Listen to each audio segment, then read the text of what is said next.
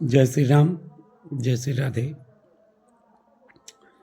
जैसा कि मैंने आपको अगली वीडियो में बताया था कि आज रात्रि में मैं अध्यात्म के विषय में एक गहन छानबीन करके एक अच्छी वीडियो बनाने का प्रयास करूंगा।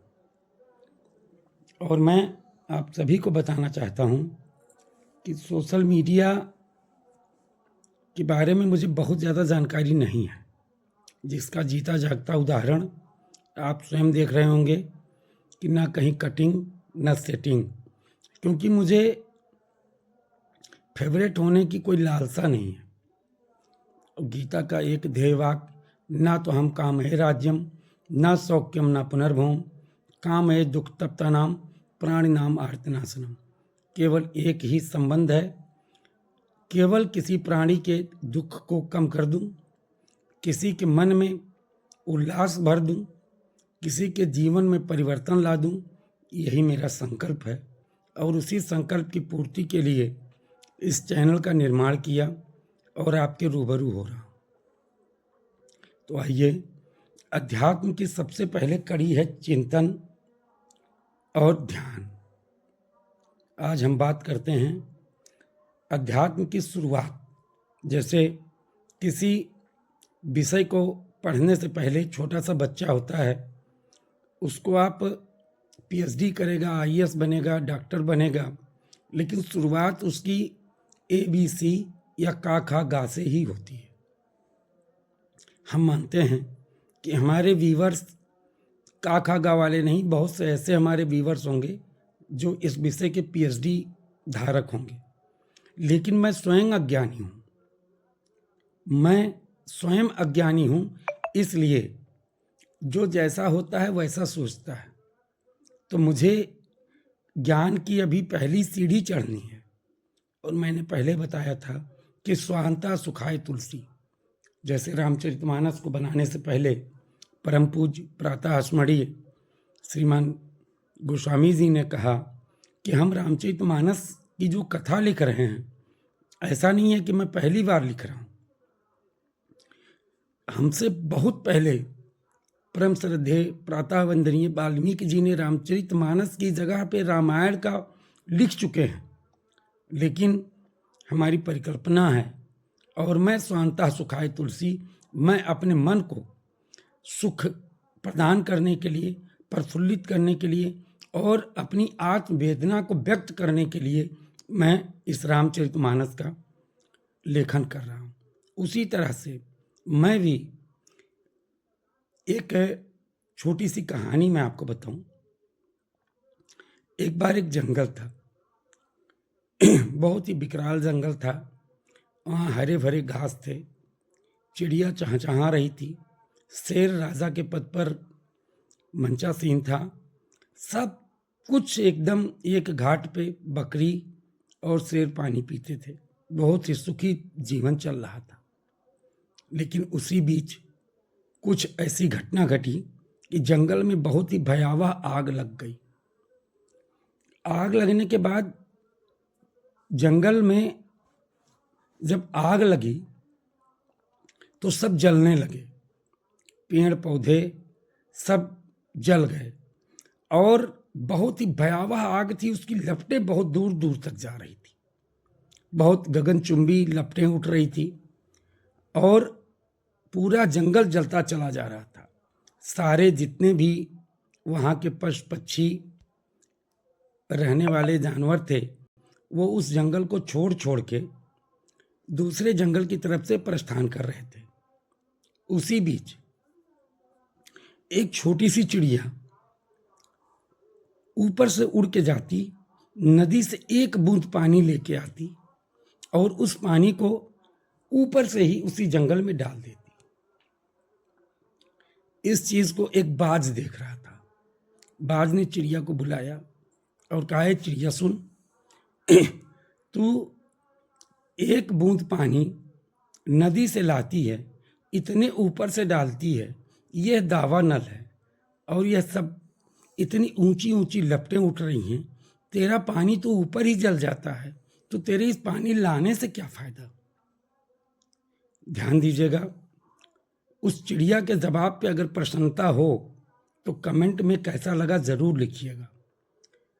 उस चिड़िया ने कहा कि मैं भी जानती हूं कि मेरी इस एक बूंद पानी से दावानल शांत नहीं होगा, मेरी इस एक बूंद पानी से यह भयावह आग शांत नहीं होगा, मेरी इस एक बूंद पानी से इस जंगल में फिर से हरियाली नहीं आएगी। लेकिन आज नहीं तो कल ये आग बुझेगा, पुनः यह जंगल हरा भरा होगा, फिर यहाँ रहने वाले पशु पक्षी निवास करेंगे और तब कोई ना कोई विद्वान आएगा और इस जंगल का इतिहास लिखेगा। और जब कभी इस जंगल का इतिहास लिखा जाएगा तो मेरा नाम स्वर्ण अक्षरों में लिखा जाएगा कि जब यह जंगल जल रहा था, सारे लोग भग रहे थे, तब उस समय मैं एक एक बूंद पानी ला करके इस जंगल में डाल रही थी। मित्रों, तो हमारा जीवन इसलिए नहीं मिला कि हम किसी पथिक के पीछे ही दौड़ते चले जाएं। हमारा जीवन का उद्देश्य हमें अपने कर्मों को करना है, क्योंकि गीता में भगवान श्री कृष्ण कहते हैं कर्मण्येवाधिकारस्ते मांग फलेषु कदाचन। तू अपने कर्म को कर, हे प्राणी, तू अपने कर्म को कर, फल की इच्छा न कर। तो उसी ध्येय वाक्य को मैं गांठ बांध करके और आपके सम्मुख आ रहा हूं।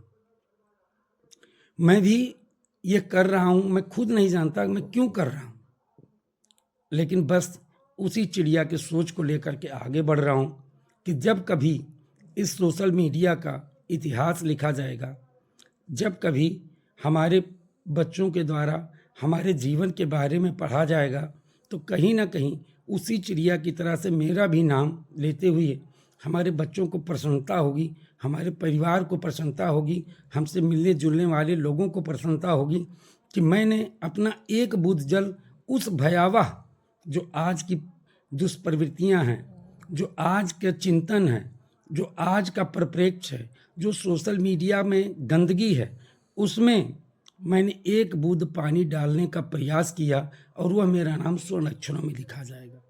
बस इसी परिकल्पना को मैं साकार करने की कोशिश कर रहा हूं। लोग कहते हैं मित्र, समय नहीं बदलता। हर व्यक्ति का समय होता है और समय बदलता है। कैसे बदलता है? एक बार एक शिष्य था, वो अपने गुरु के पास गया।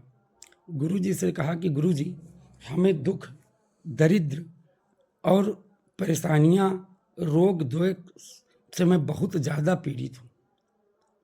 गुरु जी ने कहा, बेटा भगवान का नाम लो, ध्यान करो, चिंतन करो, प्रभु की इच्छा होगी तो यह भी तुम्हारा समय बदल जाएगा। और जब समय बदलेगा तो विपत्तियां अपने आप खत्म हो जाएंगी।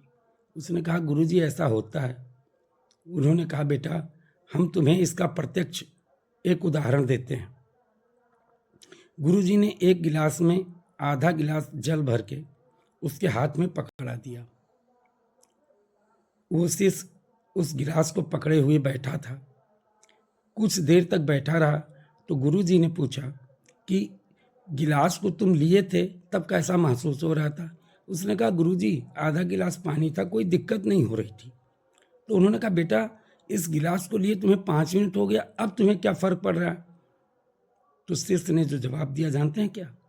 कहा, गुरुजी जल वही है, गिलास वही है, हाथ वही है, मैं भी वही हूँ, आप भी वही हो, लेकिन फर्क ये पड़ा कि जब शुरू में मुझे वो आधा गिलास जल जब हाथ में पकड़ा हुआ था तो मुझे किसी प्रकार की क्रिया प्रतिक्रिया नहीं हो रही थी, सिर्फ ऐसा लग रहा था कि सिंपल सा जल हाथ में है। लेकिन अब मुझे महसूस हो रहा है कि वो जल जो आधा गिलास था वो आधा गिलास नहीं, अब मुझे कुंटल के बराबर महसूस हो रहा है। क्यों? क्योंकि समय का परिवर्तन हुआ। जब वो आधा गिलास दिया गया था उस समय शून्य था, समय शून्य था, लेकिन जब समय चक्र चला तो हाथ में पीड़ा भी आ गई। और वही पीड़ा जब वो उस जल को नीचे रख देता है तो जो सुख की अनुभूति होती है उसके हाथों में, जो सुकून आता है, उसी को अध्यात्म कहते हैं। उस गिलास को रखने के बाद जो दर्द से निजात पाता है, जो प्रेम और चैन पाता है, उसी को अध्यात्म कहते हैं।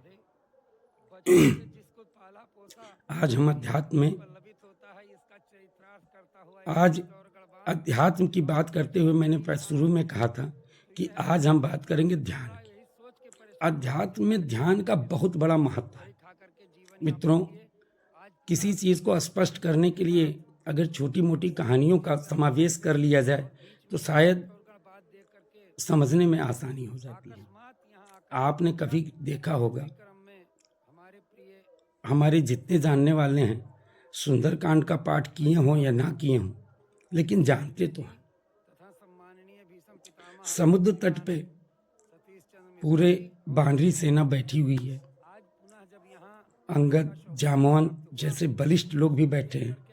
लोग कह रहे हैं कि समुद्र को नाग तो सकता हूं, लेकिन आने में संशय है। कुछ लोग कहते हैं कि मैं समुद्र के आधा दूरी तय कर सकता हूं। उसी बीच में जामवंत जी को याद आता है और वो पूछते हैं हनुमान जी कहाँ हैं। लोग हनुमान को खोजते हैं, खोजते खोजते खोजते खोजते पहुंचते हैं तो क्या देखते हैं कि हनुमान जी ध्यान मुद्रा में हैं। किसका ध्यान कर रहे हैं? प्रभु का ध्यान कर रहे हैं, ध्यान मुद्रा में है। और जामवंत जी उन्हें जागृत करते हैं, उत्तिष्ठ, जागृत, हे वत्स, उठो, जगो और इस कार्य के लिए, तुम जिस कार्य के लिए आए उस पर अपना ध्यान केंद्रित करो। पूरा बानरी सेना परेशान, हनुमान जी को कुछ पता ही नहीं चल रहा है। लेकिन एक वयोवृद्ध जामवंत जी बैठे रहते हैं, उनके दिमाग में आ जाता है कि हनुमान को क्या चाहिए। एक ही शब्द हनुमान जी को वो चेतना प्रदान करता है। बस केवल एक ही शब्द कहते हैं कि का चुप साध रहे बलवाना, पवन तनय बल पवन समाना, का चुप साध रहे बलवाना, राम काज लग तब अवतारा। और जैसे ही जामवंत जी के मुंह से निकलता है राम काज लग तब अवतारा, सुनतः भयो पर्वताकारा, उसी तरह से हम और आप सुप्तावस्था में ध्यान मुद्रा में कहीं खो गए हैं। अब हमें जगाने की आवश्यकता है, हमें जगने की आवश्यकता है, लेकिन उसके लिए किसी जगाने वाले की आवश्यकता है। हमें जामवंत की आवश्यकता है। हम स्वयं हनुमान हैं। हम हनुमान हैं क्योंकि हम हनुमान के वंशज हैं। हम राम हैं क्योंकि हम राम के वंशज हैं। लेकिन हमें हनुमान जी रहने से कोई मतलब नहीं उठता जब तक कोई हमें जागृत करने वाला न मिले। और आज उसी चेतना की आवश्यकता है। भगवान शिव को आप देखें, जब भी किसी भी कथा में आप देखें, जब कथा की शुरुआत होती है तो उसमें एक ही चीज दर्शाया जाता है कि भगवान शिव ध्यान मुद्रा में थे। ध्यान मुद्रा आवश्यक क्यों है? ध्यान मुद्रा क्यों ऐसा कि 4 महीने भगवान विष्णु सो जाते हैं? हम लोग कम पढ़े लिखे या शिक्षा से थोड़ा सा दूरी बनाए हुए लोगों के द्वारा कहा जाता है कि भगवान विष्णु सो जाते हैं। ये बताओ, आप पालनहार कभी सोएगा? सोता नहीं है, ध्यान में चले जाते हैं। ध्यान क्यों आवश्यक है? क्यों हमारे विष्णु, शिव, शंभु, हर कोई, ब्रह्मा, हनुमान जी, नारद जी, मतलब जितने देवी देवता हैं, महापुरुष हैं, ध्यान पे ही क्यों उन्होंने बल दिया? कुछ तो अर्थ होगा, कुछ तो अर्थ होगा। अब इस कड़ी को मैं लेकर के अगले वीडियो में आऊँगा। पूरा का पूरा वीडियो मेरा केवल ध्यान पे होगा कि वो आवश्यक क्यों है। क्या आप जानना चाहते हैं? ध्यान हमारे जीवन को परिवर्तित कैसे कर सकता है? क्या आप उसको सुनना चाहते हैं? ध्यान का हमारे जीवन में क्या महत्वता है?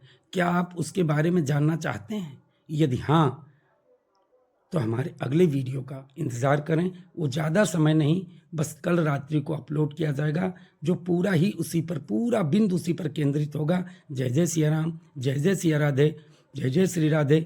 और ये है अगला वीडियो, पुनः आपके उसी प्रिय चैनल, आप लोगों के द्वारा जो प्रोत्साहित किया गया अध्यात्म ज्ञान दर्पण। मित्रों, थोड़ा सा नाम कठिन है। जब आप YouTube पे सर्च करते हैं तो वो हिंदी में लिखा हुआ है अध्यात्म ज्ञान फिर दर्पण। तो कृपया सर्च करते समय ध्यान दें कि हिंदी का शब्दों का ही प्रयोग करें। अध्यात्म लिख करके थोड़ा डैश देके अध्यात्म ज्ञान एक में लिखें, दर्पण थोड़ा सा अलग कर दें। क्योंकि यहाँ बहुत से चैनल हैं, तो फिर आप दूसरे चैनल पे पहुँच जाएंगे। और जब आप अध्यात्म ज्ञान लिखें, फिर थोड़ा सा गैप दे करके दर्पण लिखें, तो आपको उसी चैनल पे पुनः कल, मतलब आज तो हो ही गया, कल मैं पुनः उसी विषय पर, एक ही विषय को लेकर के मैं आऊँगा। लेकिन उससे पहले मैं आपसे अनुरोध करना चाहता हूँ कि यह टॉपिक कैसी लगी और इसमें क्या कमियां रही। हमारी अच्छाइयों को बताइए या ना बताइए, लेकिन आपको चाहिए क्या, आप सुनना क्या चाहते हैं, आपको चाहिए क्या, इस बारे में हमें कमेंट ज़रूर करें, क्योंकि मैं आपके कमेंट का इंतज़ार करूँगा। जय जय श्री राम, जय जय श्री राधे, जय श्री राम।